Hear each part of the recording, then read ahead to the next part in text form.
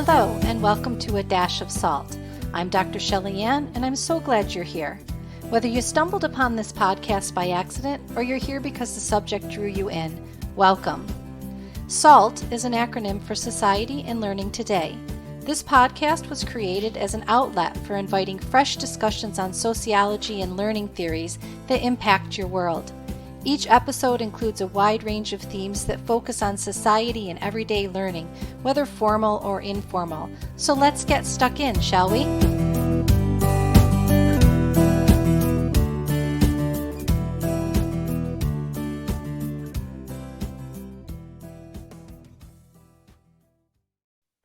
Welcome to A Dash of Salt. Today I'm joined by Dr. Patricia McCarthy. Dr. McCarthy graduated with a PhD from Trinity College Dublin in 2014. Her thesis focused on the educational experiences and transition opportunities of vision impaired and blind young people. A key component of her research to date focuses on universal design and universal design for learning, inclusion and participation of marginalized groups. Patricia's ontological position as a disabled researcher has been instrumental in the development of her research and recent publications. Patricia is a visiting research fellow in the School of Education at Trinity College, where she has been a master's thesis supervisor and an active member of the research community. She also serves as the Inclusive Education Module Coordinator on the Postgraduate Certificate in 21st Century Teaching and Learning and the Disability Rights Practicum Coordinator on the Arts, Science, and Inclusive Applied Practice in the Trinity Center for People with Intellectual Disabilities. Beyond her work at Trinity College, Patricia lectures on inclusive education and inclusive research practices and disability studies. She's currently a member of the NCSE Consultative Forum, co-convener for TCD Disabled Staff, Postgrad Forum, and Equality Committee Staff Disability Working Group at TCD. I'm delighted to have you on the podcast today to talk to you about why inclusion is so important and why it is everybody's business. Welcome, Patricia.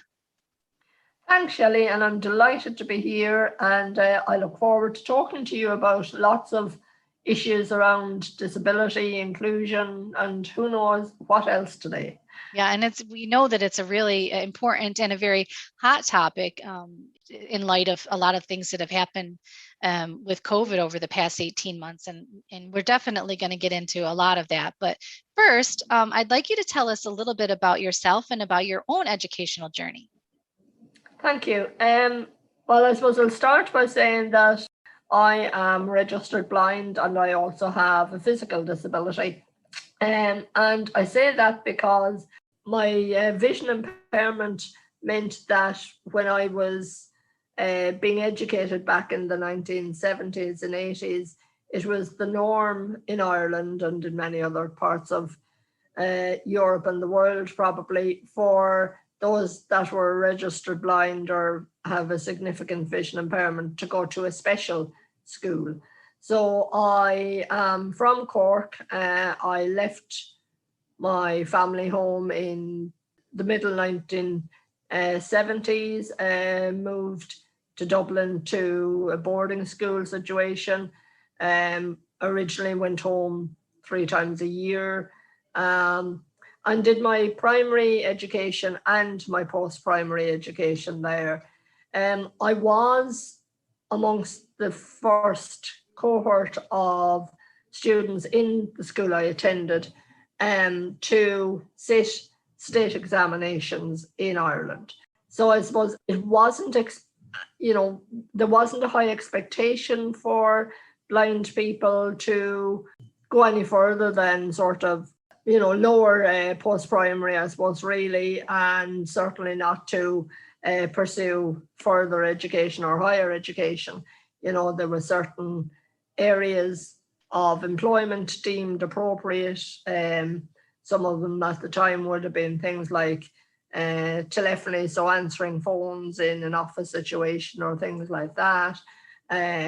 Computer programming was another one. And I suppose when I did leave, I did sit my leaving cert and, passed it. Didn't do wonderfully well, but I did pass a leaving cert. And, then it was sort of what I would do. There was no such thing as career guidance in place for me at the time. So really, there wasn't any expectation that I would achieve at a high level.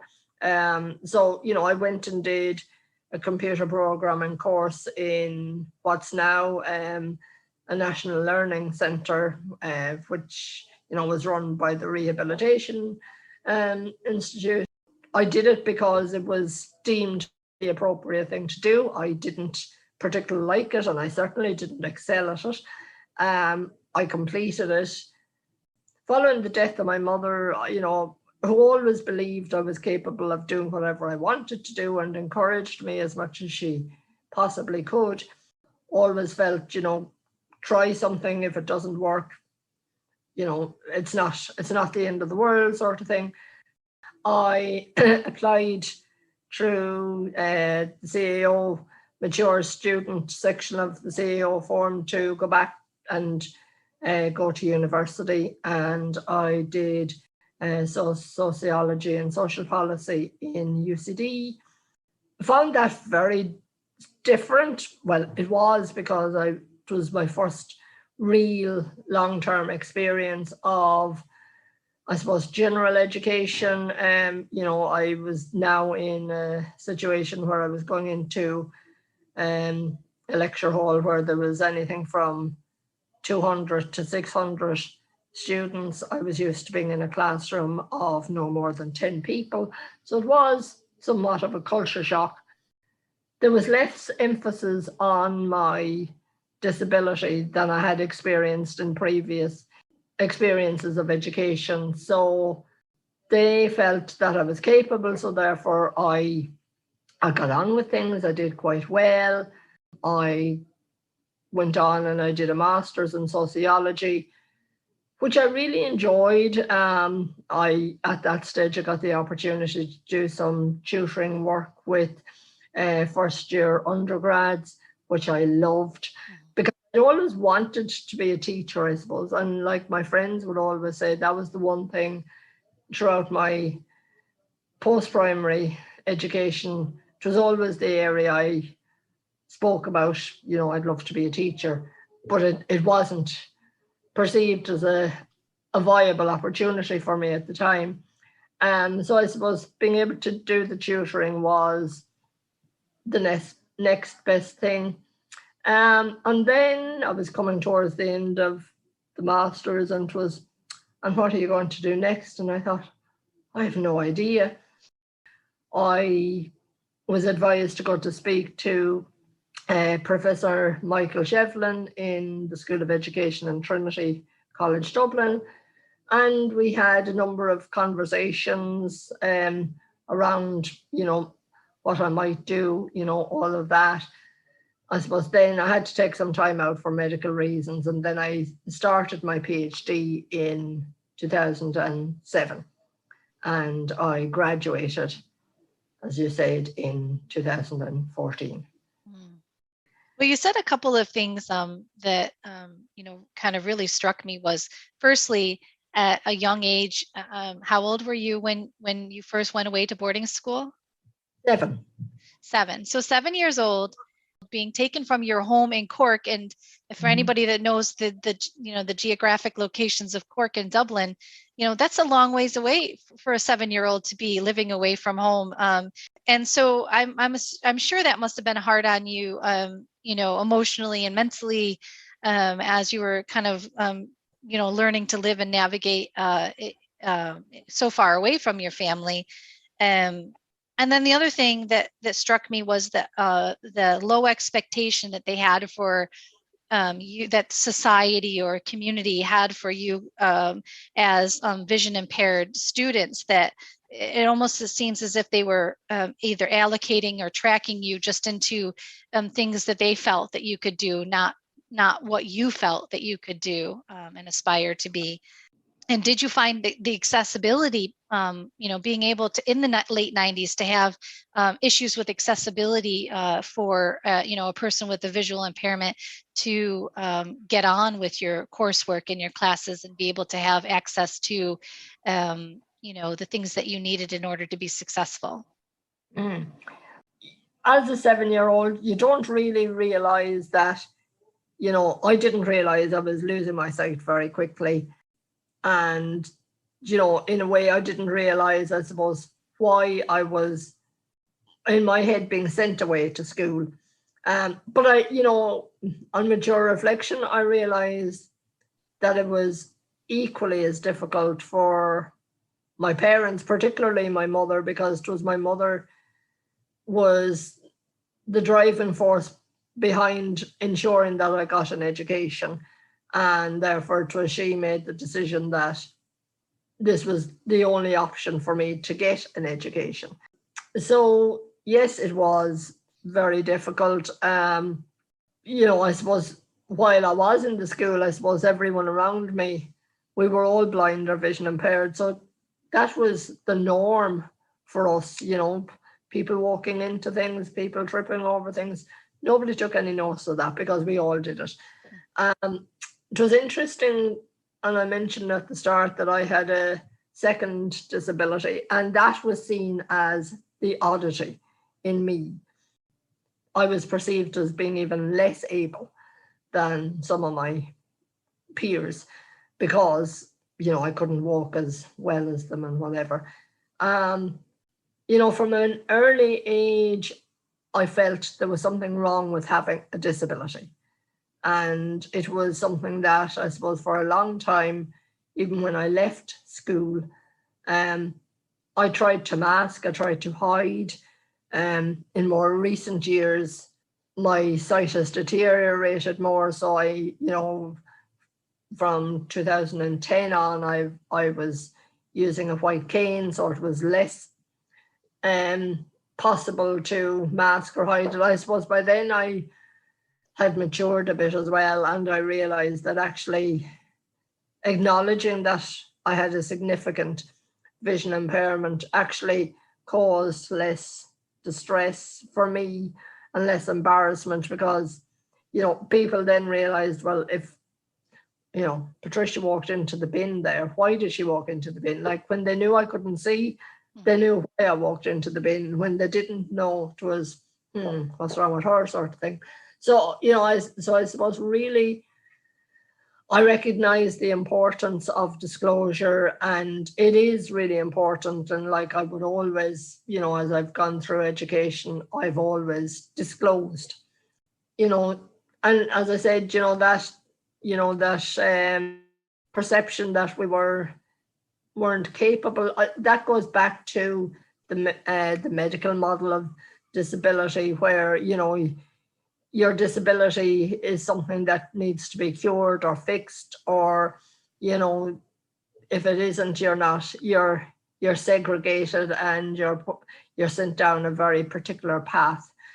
That has changed considerably in recent years. And like even since I began my journey through higher education, the numbers of disabled students entering and progressing through higher education has increased significantly, and it's now over 7%, which is at undergraduate level. Now it's only 2.4% or thereabouts at postgraduate level. So that's a little concerning as well. And it's, it's an area that I have a lot of, I'm passionate about and trying to improve that situation.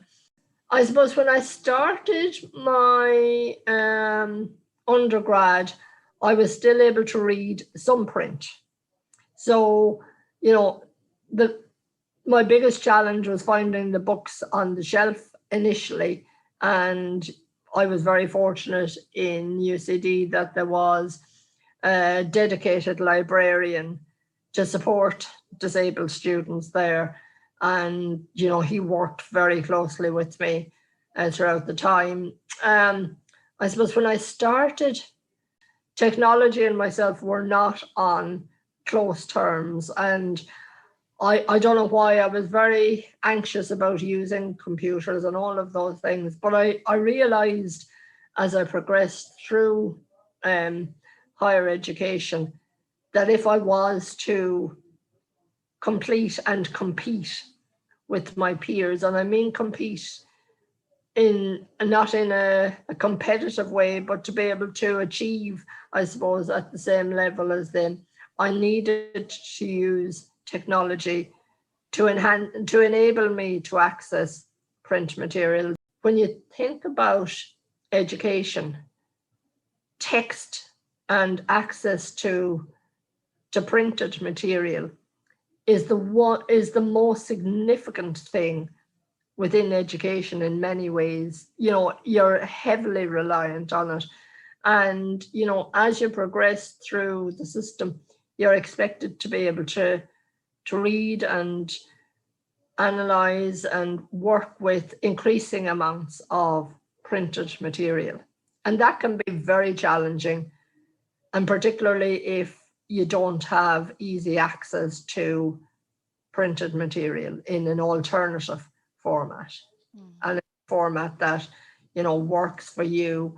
And I suppose, in case I forget to say it later, I'm going to say it now. A lot of people think that if something is available in PDF, it's not necessarily accessible to blind and vision impaired people, particularly when they're using screen readers, because it depends how it's saved and whether it's saved as an image or has a text file component to it. Because if it's saved as an image, the screen readers don't recognize that there's any print there.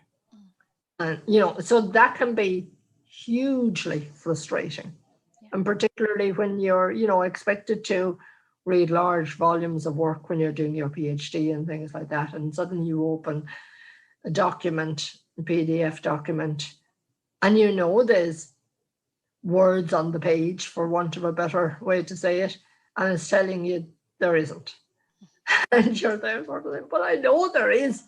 That's very frustrating. And I think that's, that influences, whether you continue in education or not. So it's really important that you have easy access in a timely manner to all the reading materials that you require, that you're not constantly on the back foot waiting for someone to put it into a format that you can read it in. You're constantly trying to play catch up. And that puts you at a disadvantage and does make it more challenging. Your thesis focused on the educational experiences and transition opportunities of vision impaired and blind young people. Tell us about the background of your PhD research and your main findings and how you feel that they're relevant to education. Thank you. I suppose from what I've said, it's probably very obvious in many ways why I chose the topic I did. It was something I'm very passionate about. But as well as being passionate about, I feel blind and vision impaired, vision impairment is a low incidence disability. So therefore, some teachers could go through their whole teaching career without ever having the opportunity or the experience of teaching somebody who is significantly vision impaired or blind. However, that in itself causes challenges because there's such a low incidence. When somebody who's blind or vision impaired comes into the education system, there isn't always the supports and the knowledge available to support that student through their educational experience. As I said, my own background significantly influenced my decision to go down this path around exploring the education experiences and transition opportunities of blind and vision impaired people. I chose very early on to specifically and exclusively focus on the individual themselves with a vision impairment or who was blind. So I didn't interview any of their support network or anything like that. And that was a deliberate decision on my behalf, because often the voice of the blind and vision impaired person is often diminished by the experts that are supporting them. So I chose really to just focus on the person themselves and let them tell me their stories of their experience of education. And the three main themes that came out of it were identity, and we've spoken a little bit about this already, you know, so around normality, people feeling normal, abnormal, or the perception that they were different, more to the point. That was significant. Access, which we've been talking about in relation to printed material, in relation to technology, in relation to engaging with different subjects, you know, curriculum. And then the third one was transition. And I suppose just to go through some of, you know, those aspects, as I said, identity was an overarching theme that really impacted on all aspects of their lives in many ways. Some people that were interviewed, you know, didn't have any negative experiences of having a vision impairment and really didn't see any big deal about it, which is wonderful. However, for a lot, their vision impairment was something that hampered them, in that others perceived that because they had a vision impairment, you know, they should go down a particular path. My research interviewed people from the age of 17 to early 40s. And I suppose I chose that range for a variety of reasons, primarily because those in their teens and 20s were predominantly educated in their own localities, and in comparison, those in their 30s and early 40s, for many of them, their experience was quite similar to mine. So they went away to school, and I wanted to see, was there differences there? And there was some, I suppose the biggest one is actually, you know, you immediately, when you move away like that, one of the first things that happens is that you lose contact with, while not family to the same extent, definitely friends. So, you know, when you go back at weekends or holidays, it's harder to, you know, to have a social life and things like that, which is very important for young people. Also, I suppose the issue around expectations was definitely less positive for those in the older age groups, you know, so their career path was very much directed, whereas those in the younger age groups had more opportunities in relation to, you know, the subjects they took in the school, but also what they would do when they leave school. So they had access to career guidance. Some of it was very positive, some of it was less positive. And, you know, so the expectations were increasingly that they would have the opportunity, if they wished, to go on to further and higher education. I suppose in relation to the curriculum, there was certain things stood out. I suppose the majority of those I interviewed had significant challenges accessing the mathematics curriculum. That was the one that really posed greatest challenges. And of those that did maths, you know, a lot of them were encouraged to take foundation level maths at the time, which back then, you know, whatever grade they got, it didn't count towards points to go on to further and higher education. So that was quite a negative aspect of that. You know, some of them were also recommended that, you know, they might give up maths altogether. I had one young man, and he was completely blind from a very early age. And, you know, he was in a school in his own locality. and he was being discouraged from continuing with the maths curriculum. But he was fortunate enough in that he had support from family, so was able to continue working with it, and kept it up at honours level. But he was one of the exceptions. I always felt, looking back over all the data, that these decisions were being made at a very early stage in their education journey, and often were being made without consideration of what they might want to do, the student themselves might want to do when they leave post-primary education. I really think that you have to look at each individual and see and consider what expectations they have for themselves and what they might want to do, and not limit their opportunities at a stage early in their education.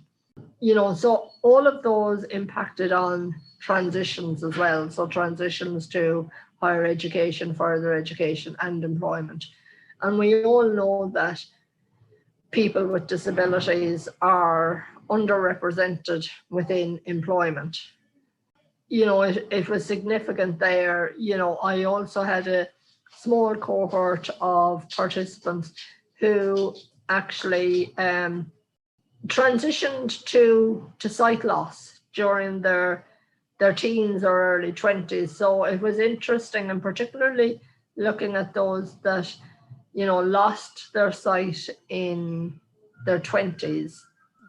It was really interesting to talk to them, because they had experienced being able to see, and suddenly people and society around them treating them differently as a result of them losing their sight, and immediately not seeing their abilities, but focusing on their disability.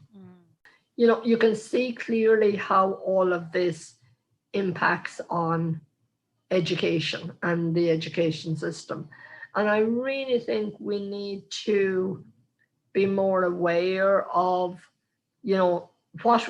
how we can support all students, but particularly those who are more challenged by the system, to reach their potential and not limit them at, during their formative years, and make them feel that they're not capable. Yes, absolutely. One of the things that you mentioned there was you talked about the older cohort of your participants kind of having a different experience than the younger, and it almost seems like there's been like a generational mind shift between disability or the sense of lack of ability to all of a sudden it being more ability focused, so that somebody that has a disability, the focus more is on what their ability rather than their disability as a hindrance. Are these findings that you had specific to blind and vision impaired people, or more general to people with disabilities, do you think? I think having young people with disability in mainstream general education systems has changed the mindset somewhat, because now teachers are having the opportunity to teach these young people, and to experience, that just because they have a vision impairment, or have any other kind of disability, that their disability isn't the only part of them, and that they have a lot of strengths and skills. In relation to my findings, I would definitely think some of them are particular to vision impairment, or more particular to vision impairment. But like even access to printed material, that would be very relevant for those with dyslexia just as easily. But I definitely think it gives a very good insight into, the education of small cohort of people, but some of the issues that they have experienced are also relevant to the wider education system. And it shows the need, and for ensuring that everyone is included, that it's not, because often when we speak about inclusion, people immediately think about disabled people. We need to include the disabled, or we need to include, and we're focusing in on particular groups, whereas actually everyone wants and needs to be included in different ways. There's never just one way of including a person or people. And what works for me as a vision impaired person won't necessarily work for another vision impaired person. We're all unique and we all have, different needs.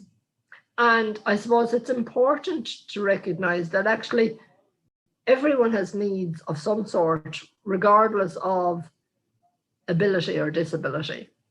And, unfortunately, for a lot of the time, it only appeared as if those who were disabled or had a disability had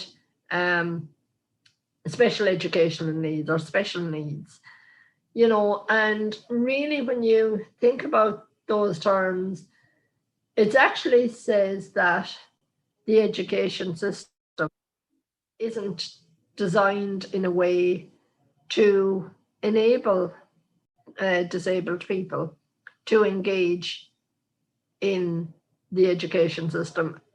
It should, that's what it should be saying, rather than actually it's the person has the special educational need. It's the system isn't established and organized to enable that person to engage in a positive, genuine, authentic manner, with whatever they want to do.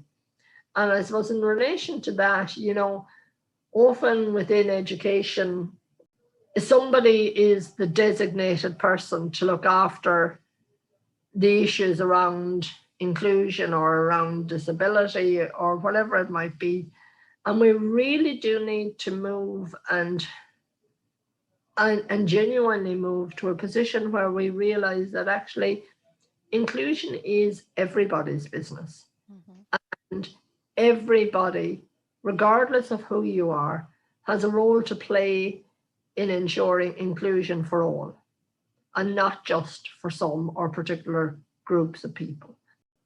If we moved to that mindset, I think we might also move away from this dichotomy between ability and disability. At this point, I refer to myself as a disabled person, and I'm not going to go into the rigmarole around why I call myself a disabled person rather than a person with a disability, because I'd probably be here for another day talking about that. But I feel that I am disabled by the society in which I live. Now, that does not mean that I don't have an impairment that, restricts my ability to walk, so I can only walk particular distances, or it doesn't, mean that I realize that I can't see particularly well, so those sort of things. But I definitely think we need to, we need to move to a situation where we are thinking about inclusion for all and inclusion by all. So everyone has a role to play in ensuring everyone is included. Because if we don't, we're constantly saying this group needs inclusion, and immediately by doing that, we're excluding somebody else. That's so powerful. that whole statement that, inclusion is everyone's business, and the fact that you're so passionate about that, and why it is for both sides, for all sides, of the disability or ability spectrum, and those who are our supports, and again, community members in society. We all, like you said, we bear a responsibility, and we all have a role to play, is absolutely crucial and vital. I'll give a brief example of how people can be inclusive, or how people can be, exclude. And people that follow me on Twitter will know that I regularly bang on about alternative text. And, I know from you, Shelley, that you have gone to a huge, you've really made it part of your podcast, that your podcasts are as accessible as possible and inclusive as possible. And alternative text is one of those things that everybody can do. Yes, it takes a couple of minutes longer. Yes, you have to think about it. But when you don't include alternative text, be it on, for video, be it for images, you're immediately excluding a cohort, somebody, and I suppose I would feel, and hopefully one day it will happen, that there'll be a time come when you actually cannot put up an image if you haven't put up alternative text, and if you haven't checked it. Because assuming that, one of the platforms is doing it isn't good enough, because, I go into images and it says, it could be a dog. Like, that doesn't tell me anything. Right. If they're saying it could be, because that immediately means it could be something else as well. So it is, and that's just a very simple example of how inclusion is everybody's business in society. You need to authentically, and you need to be genuinely thinking about inclusion, rather than saying, oh, I practice it in this setting. That isn't inclusion, because while yes, it is including somebody in a particular setting, what happens when they go outside of that setting? We all need to say, okay, we all have a role to play here. And nobody's perfect, none of us are perfect, but the thing of it is if we try, that's certainly a step in the right direction. So if you make the effort to, make yourself more conscious and aware of, who may be looking at or hearing or engaging with, you or your social media content or that type of thing, and what are, what are the few steps that you can take to make it, more accessible for everybody, to engage, in that, like you said, inclusive idea or frame of mind. Again, we're not perfect, but man, oh man, how much difference can you make by just, making a few steps and trying? Exactly. And I really appreciate the person that tries. I don't expect people to always get it right. I also really admire the person who reaches out to me in a private capacity and says, I don't know how to do this. What do I need to do? How can I, or can you check this? Because I then know that they are thinking about it, that they are genuinely trying to be inclusive. We won't always get it right. I don't always get it right. And I'm not saying we always can get it right, but we need to we need a mindset shift. Yeah. Where, our attitude is that we're trying, to include as many as possible in as many situations as possible. That we are actually actively trying to do that, rather than assuming that oh, it's done somewhere in the background, or someone else will do it, or, all of that, in the education system, we now need, and, we are realizing that actually it's, you can't just send somebody into a different classroom when a challenge arises and they can't engage with the curriculum. Mhm. So as we all, everyone needs to be able to work with the diversity Mhm. that is within our education system. We're all recognizing that there is a diversity in our community now, and in Ireland, we have a growing diversity of all groups, and yet disabled people are often put outside of that diversity group again, and they're still seen as different. And while we're doing that, we're not actually appreciating that it's the person putting them outside of that group that is actually making them different, rather than the fact that as a disabled person, I am different, because I'm not. Yes, there's certain things I can't do, and I'll hold my hand up and say I can't, Mhm. but that doesn't make me less able, or that Mhm. doesn't make any person with a disability less able. We just need to find the way to ensure that they can be included and that they can participate. In many ways, it's an attitudinal shift we need to make first and foremost, and realize that actually we all do things differently, and we all engage, we all learn differently, regardless of whether you have a disability or not. Sometimes it's just finding that hook to engage a person in education. So, and it's being prepared to try something. It won't always work, and there's nothing wrong. I don't think there's anything wrong with failure. It's how we respond to failure is the issue, and sometimes we fail because we just forgot that little thing and we won't ever forget it again. We all have to try to see, will something work doing it this way? And, if it doesn't, it's okay, what aspect of this didn't work? Mhm. And what can we change?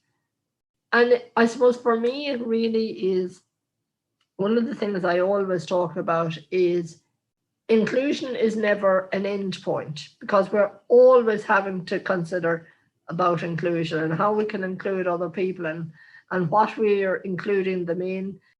I suppose inclusion in a way is a bit like a wheel that constantly goes around, and people are getting on and off the wheel, and therefore you have to start again and look at how we can include that person.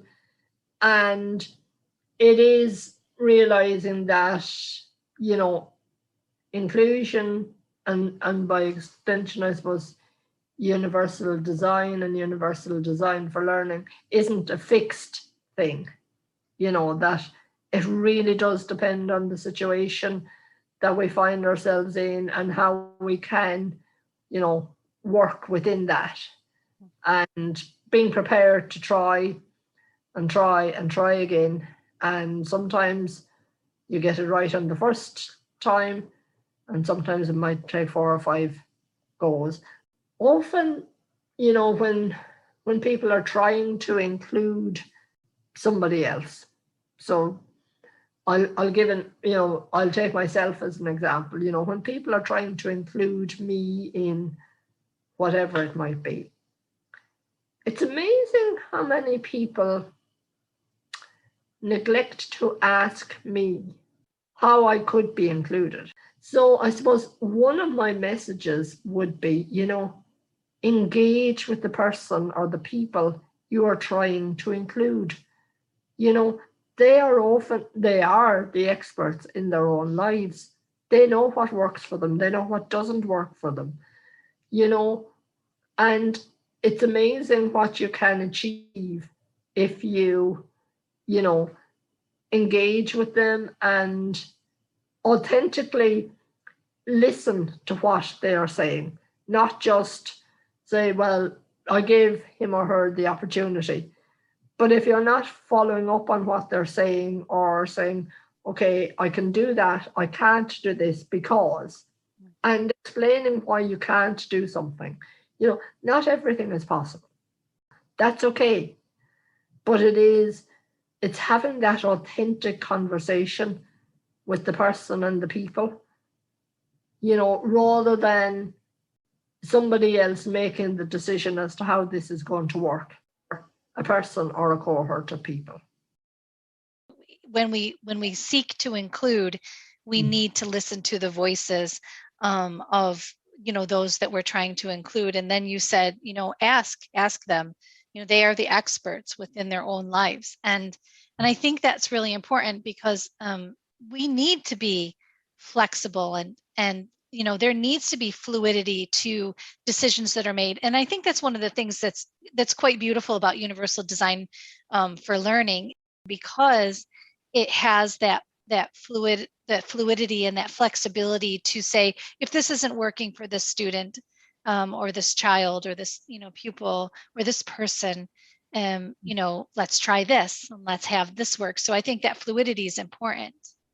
Yeah, fluidity, and definitely I think with universal design and universal design for learning, we're talking about being proactive rather than reactive. Yes. Often it's, things are being retrofitted to fit a system that isn't working, and then it's an additional. Now, I suppose the important thing to say with universal design for learning, that does not negate and never will negate the need for additional supports in particular instances for some people. It might be for a particular group, or it might be at an individual level. That will never be negated. But we have to, try to make things as accessible as possible to the widest possible group. For me, universal design and universal design for learning, it needs to happen at all levels of the education system, not just in pockets. And therefore, that would also increase inclusion and inclusive practices throughout. So regardless of which school you attend or which university you attend, or what, that actually there's going to be choice available, and how you engage with it, and when you engage with it, and why you engage with it, those sort of things will change. The diversity that we're working with, like, some of it is evident and obvious in society. With other things, we don't know, the impact of the diversity and how that might impact on their educational opportunities. So therefore, ensuring that, there is that flexibility is paramount, I believe. You have a very lovely guide dog named Gaston, and he has a new Twitter account that he has created, or he and you have created together for creating awareness in the community about guide dogs and access for blind, vision impaired. How has that been going so far? Yeah, thank you for telling people about this. Yes, I think it's Gaston _McCarthy, or at Gaston _McCarthy. I think that's it. But you'll find him, and there's a picture of him. So anyone who wants to follow him, please do. It's going very well. It was a good way to let people know about certain aspects of having a guide dog, what they do, how they do it. I got Gaston the week before our first lockdown here in Ireland, so March 2020. And I suppose for the first couple of months, I wasn't encountering too many humans because we were all on lockdown, and that was fine. And I suppose we were just getting used to our immediate locality. But when I started going out and about again more and going into town and things like that, and I definitely notice more people speak to me now, but it's actually because they want to talk to the dog. And it's fine to talk to the dog if the dog isn't working and if I give permission, or if the owner of a guide dog give permission. But I suppose, a lot of people engage with the dog when I'm trying to get him to work or to find the crossings when we're crossing roads. And it was just, I think it was a nice way of, telling people about some of these issues and saying, it's okay to do this. It's not quite okay to do something else. It was also interesting because, I would often put up about when he's out on his free runs. So when he's off duty and not working and playing in parks and running into rivers and going off on walks with friends of mine who are absolutely wonderful to him. A lot of people never thought about guide dogs doing those sort of things. I think they sort of thought they were permanently with me and they were permanently working. But none of us can work 24/7, and neither can a guide dog. It is okay, like if Gaston is in a park and he's running around and off harness and all of that, it is okay to engage with the dog then, because he's a dog. He's not working for me at that point in time. I myself use Twitter, and for me, it's a great way to find out information. It's a great way to impart knowledge and information about things. And I suppose I felt that through Gaston's account, he could educate people around, or we could educate people around aspects of owning a guide dog and things like that. And like, some people are wonderful and they recognize that they are working, others aren't.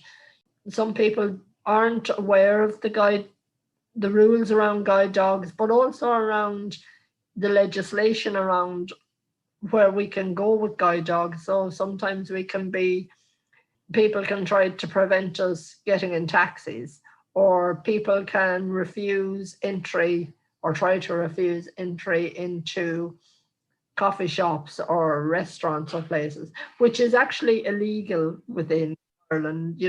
We have equality legislation that says our dogs, when they're working, are entitled to accompany us. So I suppose it is trying to raise awareness around that. Because, if you're refused someplace, it can be very distressing. It can be embarrassing, but it can also be very distressing. You're there trying to say, but you can't do that. And it's just trying to inform people and educate people more around guide dogs and where they can go and where, and also what you can and can't do. You should never try to interfere with the working guide dog. Gaston had an accident on a free run recently, and it's something that our community and our society needs to listen up to, because this accident that Gaston had was not due to anything that he or his free run handlers did. It had to do with something that happens very frequently in society. So do you want to share that with us real quick? Yeah, and thank you for the opportunity. Unfortunately, a couple of weeks ago, Gaston was on a free run, and as I said earlier, he absolutely loves going into the river, and running into the river on the riverbank, he got caught by glass on two paws, front and back, and like, this was broken glass that had been left there by somebody, who had obviously just not considered what they were doing. So, we need to be aware. Gaston hasn't been able to work for 2 weeks, and won't be able to work for a little while yet. He is recovering well, but this accident was caused by people's lack of awareness and lack of, consideration for the environment and for their surroundings. Don't leave broken glass, take your rubbish with you, bin it. Gaston was only having a good time. He shouldn't have to pay the price for having a good time because of somebody else's neglect. And it's an unfortunate ripple effect, because now that he's been down medically and he has to take time off from working, that now limits your mobility and your ability to, get out and about without, your necessity of your guide dog with you, because he can't go along with you No. until he's fully healed. Exactly. So here in Ireland at the moment, outdoor dining and the like have become very popular here. And I am not saying that is the right thing to do. However, there's a lot more street furnishing out there. And I suppose, again, that showed me that it's very apparent to me that people with disabilities were not considered and not part of the conversations around street furnishings and, how to ensure that we could still get around safely. I fully appreciate that, businesses need to do their business, but we also need to be able to access places and get around safely. I suppose for me, when I have Gaston, he finds the way around. Now, and like occasionally we have to step off footpaths and there can be oncoming traffic and things like that. But we've been trained to do things like that. But when I'm currently on my own now, it's a lot more challenging because I'm up on top of whatever is the obstacle before I realize that there's an obstacle there. So I suppose that comes back to sort of lack of awareness around disability, and that we have a right to be able to get around safely and to be able to get, into wherever we wish to go without encountering these challenges and these barriers. I suppose the pandemic has taught us a lot in many ways, and some of it has been very positive. I think a lot more people have experienced exclusion that would have never experienced it before because of the way, we were shut down and we had to do things very differently, but as we open up into a new normal, or whatever way you want to describe it, we can't lose sight of the fact that some people have been impacted more negatively by COVID, and also will continue to be impacted more negatively if we don't consider how our environment and how it's laid out. And that, that feeds back into universal design, and those sort of things. We need to be inclusive, and we need to think inclusion for all. It's great that there's more open air spaces for dining and, being some alternatives and things like that. But at the same time, forcing, somebody out into a busy roadway or off from a footpath, into sort of, unknown terrain on the ground, is a barrier and is a problem. And there needs to be more sensitivity to that, awareness and sensitivity when decisions are being made about who is this affecting and how. Absolutely. It reflects that, disabled people are not always at the decision-making tables when these decisions are being taken. As we come to an end in our conversation, I have two final questions for you. The first is, what kind of projects are you working on now?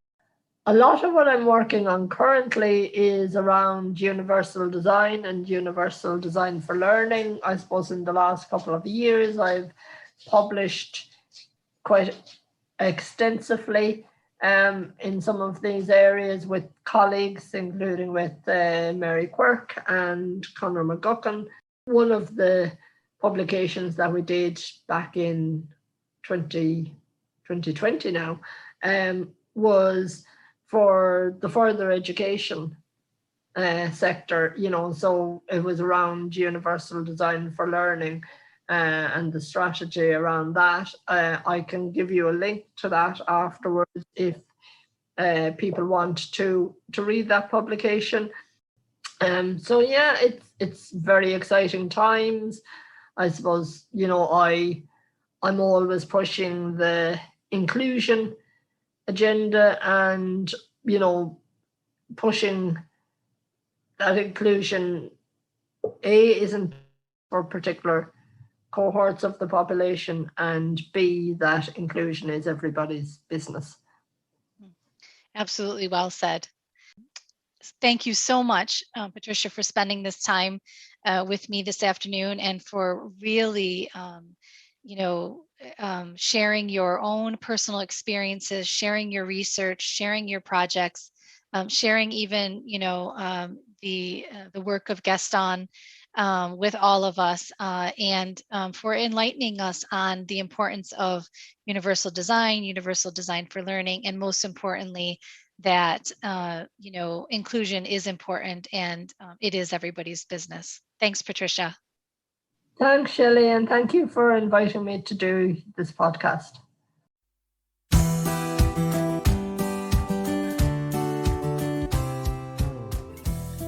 I hope that you've enjoyed this discussion on A Dash of Salt, a space where you'll always find fresh and current discussions on society and learning today, seasoned with just the right touch of experts in education and a dash of sociological imagination. Please be sure to like and share this episode, and don't forget to subscribe to A Dash of Salt on Podbean so that you don't miss the next episode. Thanks so much, and we'll chat again soon.